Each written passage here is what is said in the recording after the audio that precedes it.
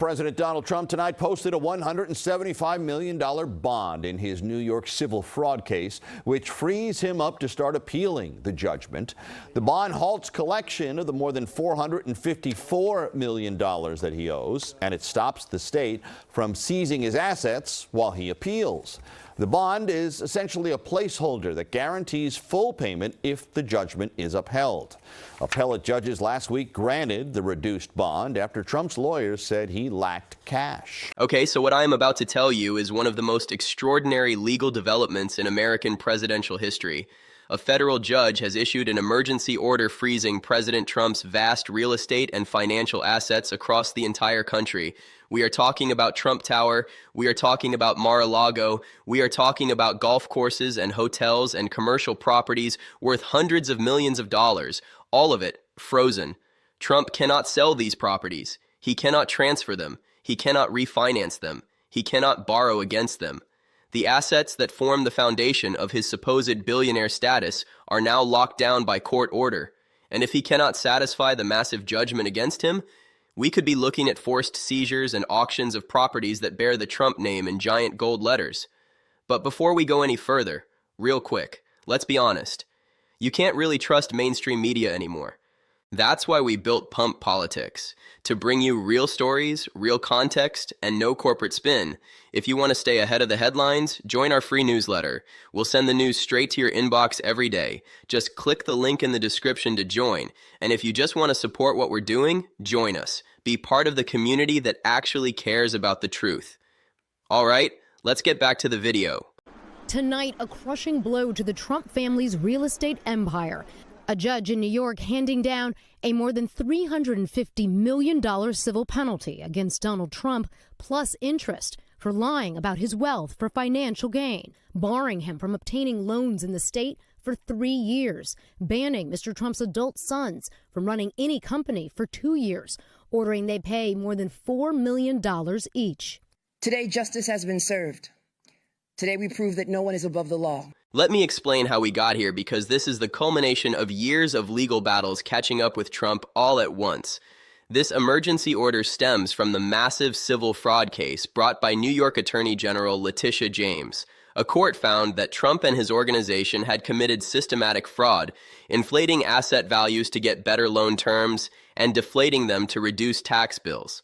The penalty was staggering, $454 million. Trump was required to post a bond for that amount while he appealed the verdict. But here is the problem. He could not do it. He could only come up with a temporary bond of $175 million. That is less than half of what he owed. And that shortfall has now triggered this emergency asset freeze that has sent shockwaves through the legal and political world. The court's order is comprehensive and devastating. It authorizes Attorney General James to pursue liens on Trump's properties. It allows for garnishment of his income and bank accounts. It prevents any sale or transfer of assets that could be used to satisfy the judgment. And most ominously, it sets up potential seizures if Trump cannot pay. The timeline is real, and it is approaching fast. Legal experts say that starting October 16, 2025, prosecutors can begin the process of actually seizing Trump's properties if the judgment remains unsatisfied. We could literally see Trump Tower or Mar-a-Lago put up for auction to pay off his debts. That is not speculation. That is the actual legal mechanism that is now in motion. Think about what this means for a man who has built his entire identity around being a successful businessman and real estate mogul. Trump's brand is wealth. His brand is success. His brand is winning. His entire public persona for the last 4 decades has been built on the idea that he is a master dealmaker who turns everything he touches into gold. And now a federal court has effectively declared that his empire is frozen, that he cannot access or leverage the assets he has spent decades accumulating. The properties that have his name on them in giant gold letters. He cannot touch them without satisfying this judgment first. That is a level of public humiliation and financial constraint that Trump has never experienced before in his entire career. The political implications are equally enormous. Trump is supposed to be leading the country. He is supposed to be focused on governing and dealing with the massive challenges facing America. Instead, he is dealing with an existential financial crisis that threatens to dismantle his business empire piece by piece. How can he project strength on the world stage when courts are freezing his assets? How can he claim to be a master dealmaker when he cannot even manage his own legal obligations? How can he ask voters to trust him with the economy when he cannot keep his own financial house in order? These are questions that his political opponents are already asking, and they are questions that do not have good answers. Capitol Hill has been thrown into chaos by this news. Republicans do not know how to respond. They have tied themselves so closely to Trump that his personal legal disasters become their political problems. Every time Trump faces a new legal setback, they have to decide whether to defend him or distance themselves, and distancing themselves risks the wrath of the MAGA base. Democrats are calling for investigations into whether Trump's financial vulnerabilities create national security risks. They want to know if foreign governments could exploit Trump's desperate need for cash, and legal analysts are warning that this could be just the beginning, that other judgments and penalties could pile on top of this one, creating a cascade of financial catastrophe that not even Trump can escape. So in this video, we are going to break down exactly what this emergency asset freeze means and how it works. We are going to look at which properties are affected and what could happen to them. We are going to examine the legal process that could lead to seizures and forced sales. And we are going to talk about what this means for Trump politically, because a president whose assets are frozen by court order is a president in genuine crisis. Let us get into it. All right, so let us really dig into what this emergency asset freeze means and how we got to this extraordinary moment in American legal and political history. Because this is not just another Trump legal headline. This is a fundamental threat to the financial empire that Trump has spent his entire adult life building. And to understand why this is so devastating, you need to understand both the legal mechanics and the practical realities of what is happening here. The origins of this crisis go back to the civil fraud case brought by New York Attorney General Letitia James. Her office conducted a years-long investigation into the Trump Organization's business practices. What they found was systematic fraud on a massive scale. Trump and his executives had been manipulating the stated values of properties for years, inflating them when they wanted to impress banks and get favorable loan terms, deflating them when they wanted to reduce tax obligations.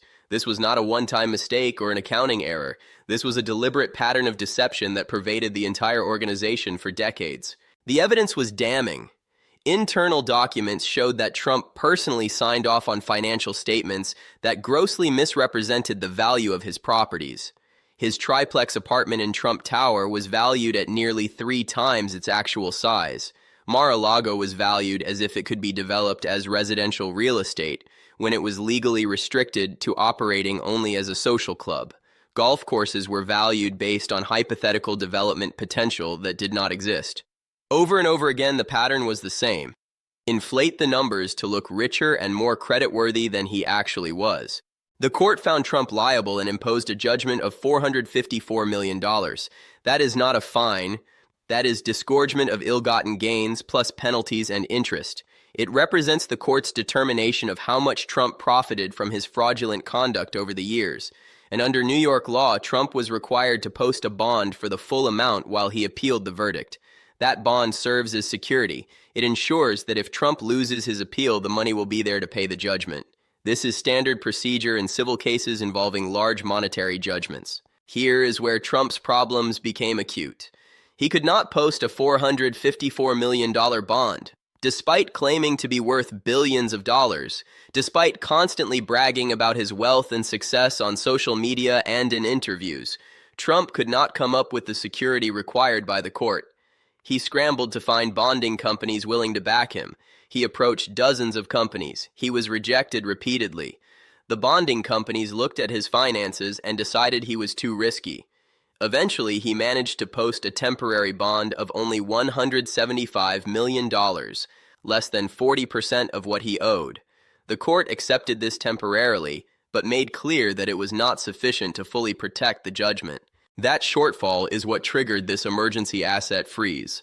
Attorney General James went back to court and argued that Trump's inability to post the full bond meant that the judgment was at risk. She argued that Trump might try to sell or transfer assets to put them beyond the reach of the court. She pointed to Trump's long history of using shell companies and complex corporate structures to move money around.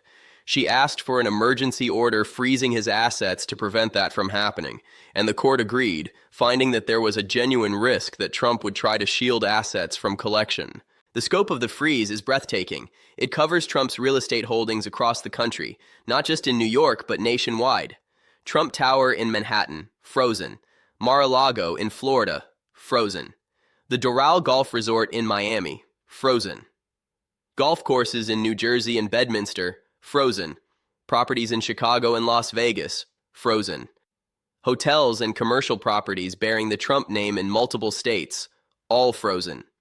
The court has effectively locked down the physical assets that form the core of Trump's business empire.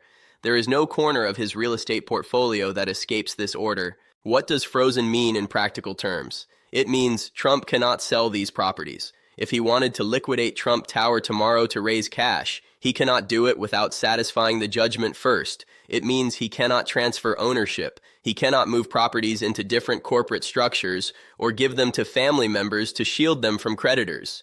It means he cannot refinance. He cannot take out new loans using these properties as collateral.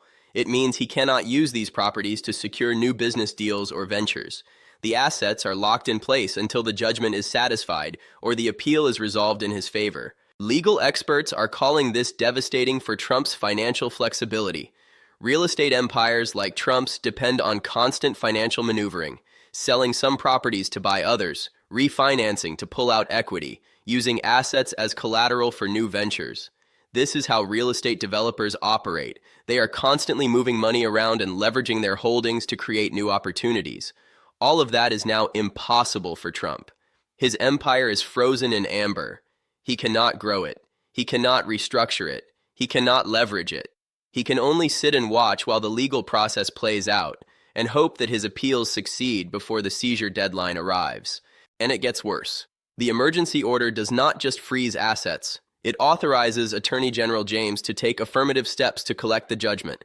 She can file liens on Trump's properties. A lien is a legal claim that attaches to property and must be satisfied before the property can be sold or transferred.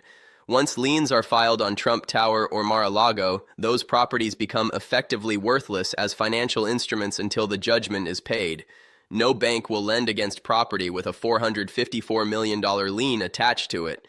No buyer will purchase such a property without demanding a massive discount to account for the legal encumbrance. The liens transform Trump's crown jewel properties into financial millstones. The order also authorizes garnishment of Trump's income and bank accounts.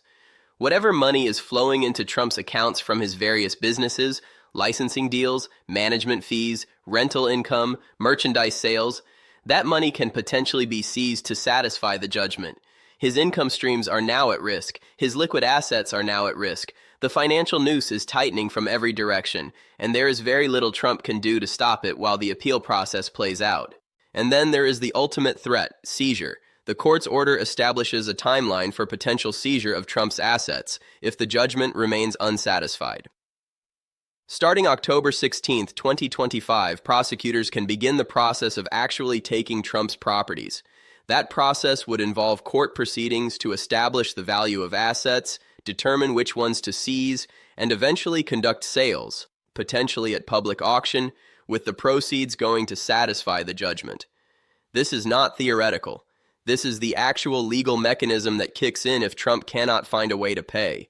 Imagine Trump Tower being sold at auction to pay off a fraud judgment. Imagine the Trump name being stripped from properties as new owners take over and rebrand them. Imagine Mar-a-Lago, Trump's beloved Florida resort where he hosts world leaders and conducts government business, being seized by the state of New York and sold to the highest bidder. Imagine Trump watching helplessly as the properties he spent decades acquiring are taken from him one by one. These scenarios that would have seemed unthinkable just a few years ago are now real legal possibilities that Trump's team is desperately trying to prevent. Trump's lawyers are scrambling to appeal. They are arguing that the judgment is excessive and disproportionate to any actual harm. They are arguing that the asset freeze is unconstitutional and violates due process. They are arguing that a sitting president should receive special consideration and deference from the courts. They are throwing everything at the wall, hoping something will stick. But so far, the courts have not been receptive. The fraud finding was based on extensive documentary evidence and testimony. The judgment amount was calculated according to established legal principles for disgorgement, and the asset freeze is a standard remedy when a defendant cannot post adequate security for a judgment on appeal. The legal experts analyzing this situation are using words like catastrophic and unprecedented. They note that Trump faces not just this judgment, but a cascade of other legal liabilities that are all converging at once. The E. Jean Carroll defamation judgments totaling nearly $90 million. The sanctions from the frivolous Clinton lawsuit, ongoing criminal cases in multiple jurisdictions with their own financial implications, including potential fines and legal fees. Each of these creates additional pressure on Trump's already strained finances. And the asset freeze makes it nearly impossible for him to maneuver his way out of this corner the way he has maneuvered out of financial problems in the past. Okay, so let us break this down into what you really need to understand about this emergency asset freeze and what it means for Trump's finances and his presidency going forward. Because this is not just a legal technicality or another headline that will fade in a few days. This is a genuine crisis that threatens to dismantle the financial empire Trump has spent decades building brick by brick. First point, the freeze is comprehensive and nationwide. This is not limited to properties in New York where the fraud case was brought. The court's order reaches across the entire country because the judgment is enforceable nationwide under the full faith and credit clause of the Constitution. Every property Trump owns, regardless of where it is located, is subject to this freeze. That means Trump cannot escape by focusing on his Florida or New Jersey holdings. He cannot shift assets to friendly states. The entire empire is locked down from coast to coast. There is nowhere to hide and no clever corporate restructuring that can get around this order. Second point, Trump's inability to post the full bond reveals serious questions about his actual wealth. Trump has claimed for years to be worth billions of dollars. He has bragged constantly about his success and his financial acumen. He literally built his political brand on the idea that he is a successful businessman who knows how to make deals and create wealth. But when the court required him to post a $454 million bond, less than half of what he claims to be worth, he could not do it. He approached over 30 bonding companies and was rejected by all of them.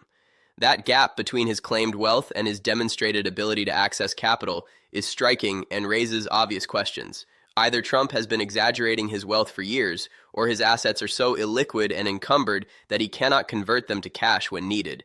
Neither explanation reflects well on his business reputation or his claims of financial genius. Third point, liens make properties effectively worthless as financial instruments. Once Attorney General James files liens on Trump's properties, those properties cannot be sold or refinanced without satisfying the liens first. No buyer will purchase a property with a $454 million claim attached to it. No bank will lend against such a property. No investor will partner with Trump on deals involving encumbered assets. The liens transform Trump's real estate from valuable assets into frozen liabilities. They remain his responsibility to maintain and pay taxes on and pay insurance on, but he cannot derive any financial benefit from them. He is stuck paying the carrying costs on properties he cannot monetize. That is a brutal financial position for anyone, let alone someone facing hundreds of millions in other legal judgments. Fourth point, the seizure timeline is real and approaching fast. October 16, 2025 is the date when prosecutors can begin the seizure process if the judgment remains unsatisfied. That is not far away. Trump's legal team is trying to delay and appeal, but the clock is ticking relentlessly. If they cannot find a way to post adequate security or overturn the judgment, actual seizure proceedings could begin. We could see Trump properties being taken by the government and sold to pay his debts. We could see auction notices posted for properties that bear the Trump name. That is an extraordinary prospect for any businessman, let alone a sitting president of the United States. The optics alone would be devastating, but the financial reality would be even worse. Fifth point, this creates massive political vulnerabilities for Trump that his opponents will exploit relentlessly. How can he claim to be a successful businessman when courts are freezing his assets for fraud? How can he project strength internationally when he cannot even manage his domestic legal obligations? How can he ask voters to trust him with the economy when his own financial empire is in crisis? How can he negotiate with foreign leaders from a position of strength when everyone knows he is desperate for cash? These questions will follow Trump throughout his presidency. His opponents will use this relentlessly in every debate and every campaign ad. And even his supporters will have to grapple with the contradiction between Trump's self-image as a winner and his legal reality as a defendant whose assets are frozen. Sixth point, there are potential national security implications that Congress is already investigating. A president whose personal finances are in crisis is a president who might be vulnerable to influence or pressure from foreign actors. Foreign governments know about Trump's financial problems. They read the news. They have intelligence services that track this stuff.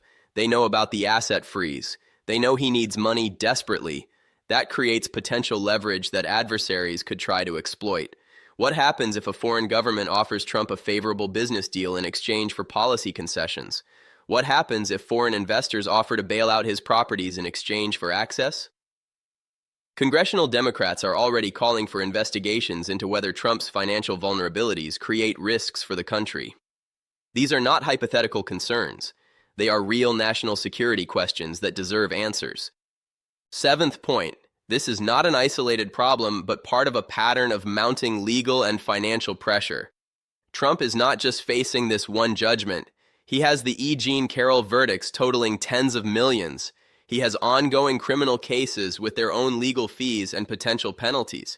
He has the costs of defending himself in multiple jurisdictions simultaneously. Each of these obligations drains resources and creates additional pressure, and the asset freeze makes it nearly impossible for him to raise the money he needs by leveraging his real estate. He is caught in a financial vice that is squeezing tighter with each passing month. So, where does this leave Trump? In the most serious financial crisis of his life.